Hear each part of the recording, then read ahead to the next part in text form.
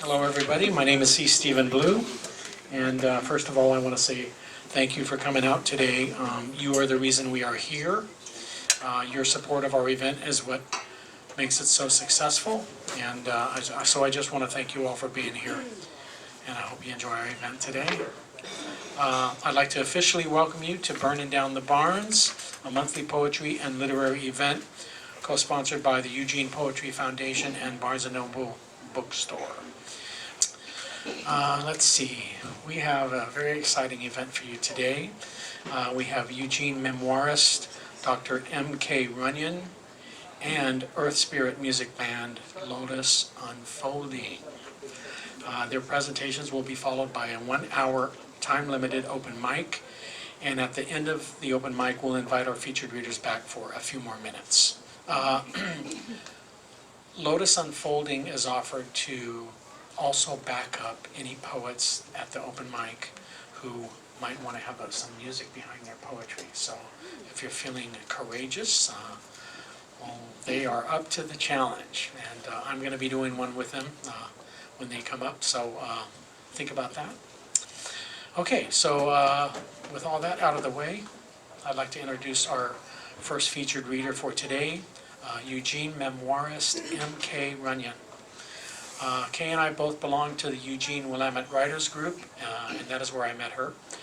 She has a wonderful and informative memoir to share with us today. And I ask all my featured readers to provide me with a short bio, and this is what Kay sent me. M.K. Runyan.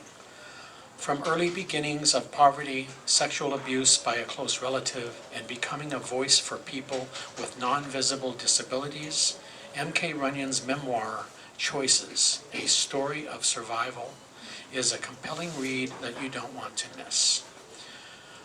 Through her sheer perseverance and against all odds, Dr. Runyan has a PhD from UC Berkeley and has published in academic journals and textbooks. She has presented globally to audiences throughout the United States and Europe. She had a practice for many years in San Francisco, California, focusing on students and adults with learning disabilities and attention deficit disorder. She completed groundbreaking research on why these individuals were entitled to accommodations at the university level. She is semi-retired and lives with her dog Sophie in Eugene. She enjoys consulting, writing, reading, hiking, golf, and her grandchildren. So with no further ado, please welcome Dr. Runyan.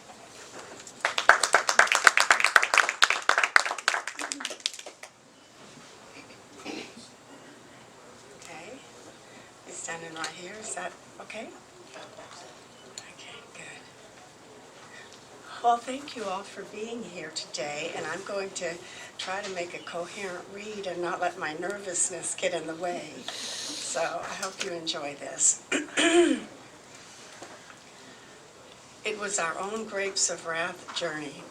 I was 10 years old when we set out for Oregon in 1953. No jobs were waiting this time for Mother or Daddy, so we were relying on Daddy's faith. We loaded up our 2-wheel trailer, and Daddy, Mother, and Gerald, my oldest brother, piled into the front seat of our 1947 Ford. Ben, my other brother, our 2 dogs, Spookin' and Smokey Joe, our new pit bull, and I were crammed into the back seat. My sister Barbara remained in Texas since she had a job working for the telephone company in Amarillo. We drove for 3 days and nights, stopping only to buy bologna and bread and use the gas station bathrooms. By the time we finally reached Oregon's McKenzie Pass, the car was in bad shape. The winter snow was melting in the mountains, and water was coming up into the floor of the car from the road. Ben and I tried to hold our feet up to avoid the freezing cold water. The engine kept vapor locking and overheating. Gerald filled an empty Coke bottle with water from one of the many waterfalls next to the road and poured it into the radiator. "These mountains are pulling the guts out of this car," he warned Daddy. We were all feeling the stress and strain of this trip. Mother was wedged between Daddy and Gerald in the front seat. She had been carrying a lampshade on her lap the entire journey. Gerald was driving. At one point, Daddy, who was drifting in and out of sleep, thought Gerald was going off the road. He lunged for the steering wheel, putting both arms right through Mother's lampshade. I don't think she ever forgave him for that. I had never seen so much water in my life. Waterfalls ran down the hills on each side of the road, and everything smelled clean and new. I loved the smell of the forest and the damp soil, so different from the dry red sand of West Texas. The exhaustion we all felt even extended to our two pit bulls. Ben and I didn't make it any easier, scaring the dogs with our fighting. I couldn't wait to get to a destination. Anywhere would be fine with me. We got as far as Eugene, Oregon, before the money ran out. We found an old rundown house to rent. We gave the man who owned the house most of what we had in the trailer for the first month's rent. Daddy and Gerald found jobs working in a sawmill 50 miles away. They stayed there all week and came home on the weekend with food. One of the neighbors had a cherry tree, and Mother asked if we could pick some cherries. I had never tasted anything so sweet. I savored having that taste in my mouth until I fell asleep. Those first few days, all we had to eat were cherries served over rice. But I knew better than to complain. I had no wish to be slapped by Mother and told to be thankful for what we had. She started digging up a small plot of dirt to plant a garden. Another neighbor told Mother that she was going to donate blood for $25. Mother asked if she could go along. She felt God had answered her prayers and told Ben and me she'd buy us new shoes. I was excited about being able to start school wearing new shoes. When the neighbor picked us up, Mother nervously asked her what it was like to have blood drawn. The lady assured her there was nothing to it. It was like getting a shot. Ben and I waited in the car until Mother and the lady finally returned. Mother's mouth was pulled down into a frown, and I could tell by the way she walked that something was wrong. "I'm sorry, Mary," the neighbor said as they were getting into the car. "Mother, what happened?" I asked in a quiet voice. She choked out the words. My blood pressure was too high, so they wouldn't take my blood. I didn't know what blood pressure was, but I could see Mother was about to cry, so I didn't ask. When we got home, she said, "Well, I guess I worked myself into a tizzy about the whole thing." It was the weekend, and I couldn't wait for Gerald and Daddy to come home with food. Gerald surprised me and Ben by giving each of us a Snickers candy bar. I was in heaven. I rolled the chocolate around in my mouth for as long as I could without swallowing and savored the taste. I closed my eyes and felt like my head was in the clouds. Just as I opened my eyes, our dog Spookin jumped up and grabbed what was left of my Snickers and swallowed the whole thing, paper and all. I was crushed, but then I felt sorry for Spookin. He and Smokey Joe were as hungry as we were, living on the meager scraps we were able to give them. A few days later, Mother said, "We have to get rid of one of the dogs. We can only feed one of them." She told Ben and me that we had to choose, and we had to do it right then. I couldn't speak. I could only stare at Mother and Ben as they decided Smokey Joe had to go. Ben fought back tears, and I knew Mother was desperate because she loved the dogs as much as Ben and I. Mother said we'd drop Smokey Joe off at the dump because he would be able to find scraps of food there. We knew better than to argue with her and climbed into the car. Usually Smokey loved to ride in the car, but this time he was hesitant.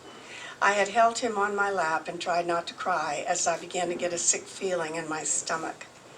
I laid my head on his head and stroked his bony ribs as I breathed in his dog smell, hoping he knew I loved him. Ben sat beside me, not saying a word. I didn't dare look at him. I could see the back of Mother's neck and head as she drove. Her short black hair had the usual waves in it that she made with her fingers after washing it. She said nothing, looking straight ahead as she drove. As the dump came into sight, I felt a hand squeeze my heart real tight, and I couldn't breathe right. She pulled the car close to where the trash was, and she left the engine running. "Let him out," she said. Ben opened the car door. I was still holding Smokey. I knew he was afraid because he started to shake. He refused to budge, his hind legs trembling as he tried to dig them into the car seat. Ben finally had to get out and pull him out by the skin on his neck since he had no collar. A bitter taste rose in my throat, and I had to keep swallowing so I wouldn't throw up. Ben finally got Smokey out of the car and climbed back in, slamming the door. Mother took off fast, the car tires throwing up dirt and dust as we sped off. Ben and I watched out the back window as Smokey ran as hard as he could after the car. We were both screaming and crying and telling Mother to stop, but she just drove faster. For once, I didn't get slapped for crying. When we got home, I hid behind the shed and cried. The sight of Smokey running as hard as he could to catch up to us was a sight I couldn't unsee. I wondered what Ben was doing, but I didn't try to find him because I knew he'd never cry in front of me. Mother never said a word about Smokey from that day on, and neither did I. I could only hope he was able to survive on the scraps from the dump and pray that God would allow him to live. Okay, I'm going to fast forward about 1 year after we had moved to Oak Ridge, where my brother and my dad worked. I was 11 years old when Daddy suffered what the doctors called a nervous breakdown, now called clinical depression. He slept most of the day and night. The doctor told Mother she had to take him back to Eugene for treatment. Gerald gave her all the money he had, and Mother added it to the last of her money. We moved back to Eugene with no money and no jobs. We were homeless, but Mother figured out a way to live and earn some money. Hard work wasn't new to her, nor to the rest of us. It was bean picking season. We camped out in a tent and picked beans all summer. With the money we earned, we hoped we could find a house to live in when the season was over. Daddy's treatments were delayed until there was some money, but he was able to get off the cot and pick beans. Maybe the fact that he had been a farmer most of his life helped him. I hated living in that tent. It was boiling hot inside during the day and long into the evening. Mother, Daddy, and Ben and I slept crammed almost on top of each other. We hauled our water in buckets from a nearby farmhouse and cooked over an open fire. Any bathing had to be done with a wet washcloth and a bucket of water. At age 12, I was old enough by then to be embarrassed by living this way. Gerald was lucky enough to find a job in a sawmill in a nearby town. He brought food to us on the weekends. At the end of the summer, Gerald and Mother found an old run-down, one-bedroom house across the river from Eugene in a town called Springfield. And we moved in, but Daddy continued to act like a ghost around the house. Either he was sleeping or silent, though I could hear the low murmuring of his and Mother's voices at bedtime. In the 1950s, clinical depression was treated with shock treatments and heavy narcotics. In the 1970s, when I saw actor Jack Nicholson receiving shock treatments in One Flew Over the Cuckoo's Nest, I was reminded of Daddy's treatments. When I asked Mother why this was done to him, she said that shocking his brain with electricity would make him forget why he was depressed and his thought pattern would change. I lay in bed at night and imagined wires hooked up to his head.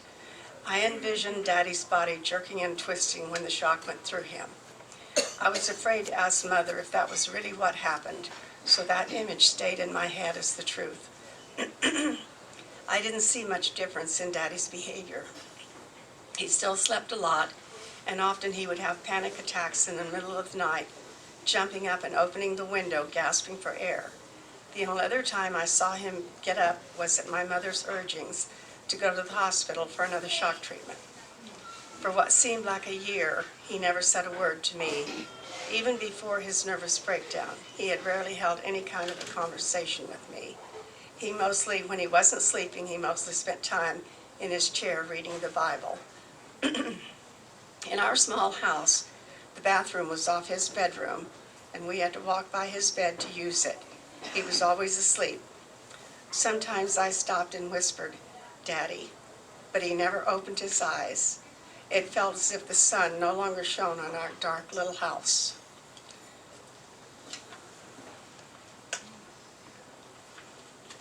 Okay.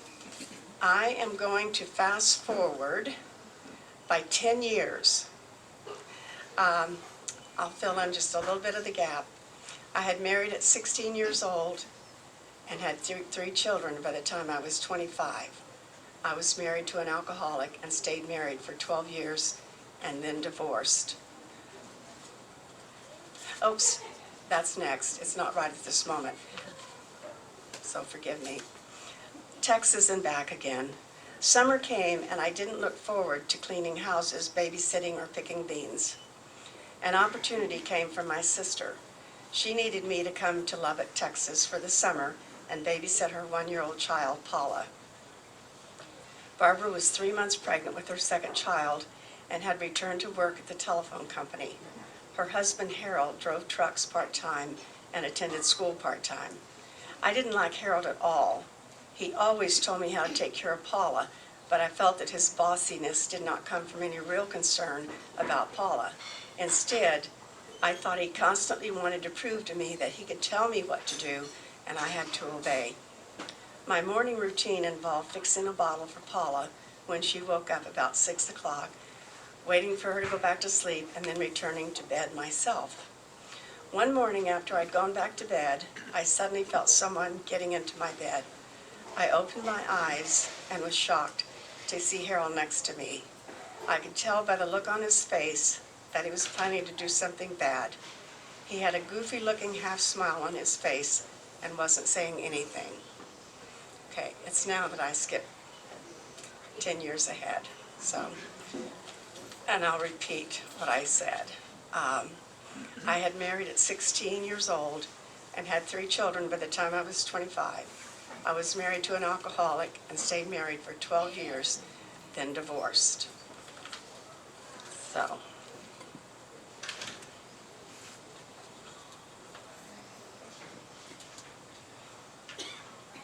I thought I had this so well marked. Okay, so 10 years later, on my own, life was good. I was attending community college, worked part-time during the day, and was able to spend evenings with the kids. Danny was now in school more hours during the day, and April was in preschool. I had a babysitter for David. We were getting by with very little in the way of groceries and clothing. I didn't know anything about food stamps or welfare. I know now that my children would have had enough food to eat if I had known about these programs. I was just thankful that April was able to get breakfast and lunch at Head Start, which was a government-funded program for low-income parents. I was consumed by needing to finish college and getting a good job to provide a better life for my children. Often they were forced to go to school in the rain wearing tennis shoes, then sit in class with wet feet. Tom, my ex-husband, had moved in with Joanne and her 4 children. He had visitation rights every other weekend, but he took the kids sporadically. I had no love for Joanne, the woman my husband had cheated on me with, but I figured my kids would at least be able to have better meals when they were there visiting. Tom had been ordered to pay child support of $240 per month, but I rarely saw the money. Rumor had it that Joanne's ex-husband had injured himself on the job and wasn't working, so she wasn't getting any child support for her 4 children. Tom had apparently realized that his life with another woman hadn't turned out to be what he had imagined. One weekend, he brought the kids back home, and I invited him in. I asked him for money to buy milk. He slapped a $20 bill on the kitchen counter and said, "You won't make it without me. I will starve you out of that idea." I had heard that before, and it made me even more resolute in obtaining my freedom from him. I was stunned. I had no idea that he still wanted to be with me. When he left, I began seething. Didn't he care about his children at all? If I starved, they would starve too. In spite of what Joanne had done to me, I wanted to give friendship another try. I met a master teacher at the school where I worked, and we became good friends. Kathleen's husband worked as a buyer for the Navy commissary. He was given lots of food samples, which Kathleen just tossed in her freezer. The samples mostly consisted of breaded fish sticks, breaded shrimp, and frozen dinners. She and her husband didn't eat breaded food, and her cats were the recipient of the fish. One day I told her about my situation and confessed, I don't know what I will do when I have to quit my work to student teach. The next day she came over with the trunk of her green Javelin filled with frozen breaded fish sticks, shrimp, frozen dinners, and cereal. I couldn't believe her generosity. The kids loved the food. She told me she would continue to bring food over and told me not to worry about having to quit work to student teach. I don't know if she ever fully realized how grateful I was for what she did. Kathleen and I remained friends for 40 years until she passed away. Her daughter requested that I write her eulogy. So, now I'm going to fast forward once again.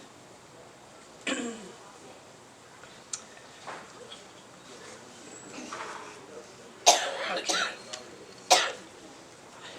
At 74 years of age, I moved back to Eugene, Oregon, the place I left at age 16 when I married my children's father, Tom. Free to move anywhere I wanted, I had considered returning to San Francisco, but realized that the city had become far too expensive. So I opted to return to Oregon. I had a history in Eugene, a kinship with the town, even after a 57-year absence, and my parents were buried here. In the beginning, I didn't know a soul, so I had a lot of time to walk the streets surrounding my house and wonder why I hadn't found myself earlier in life, and if I ever would. I resolved to finish writing my life story, which I had begun years earlier while living in Reno. Perhaps the process of writing about my life would lead me to find myself.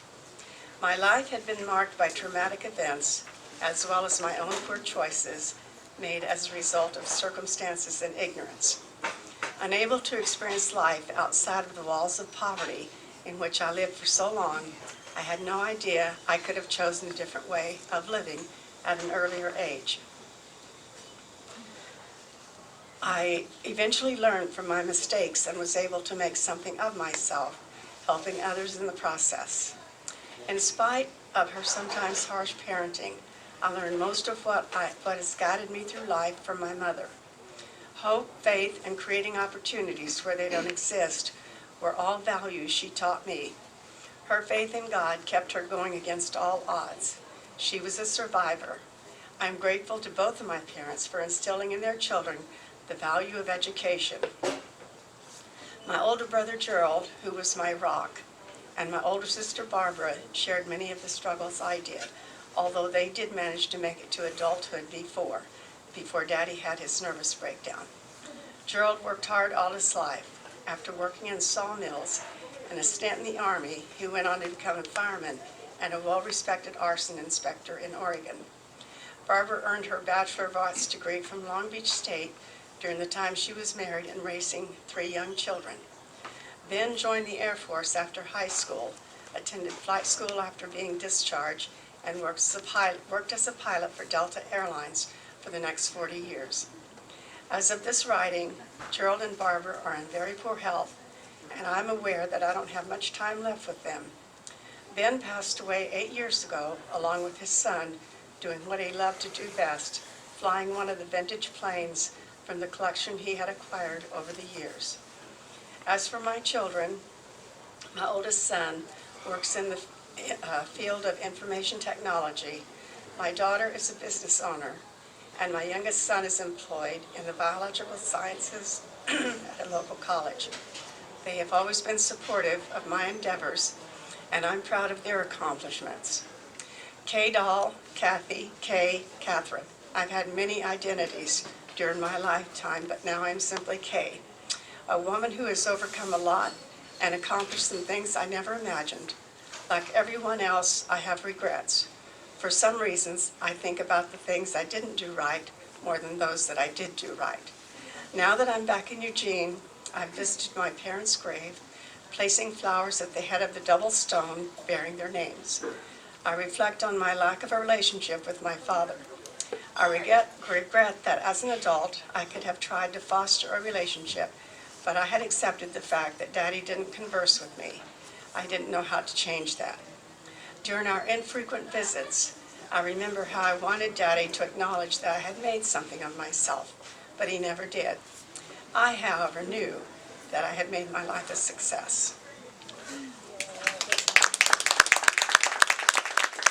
Thank you. I'm humbled to have you listen to my writing. Thanks again, Kay. Let's give Kay another hand.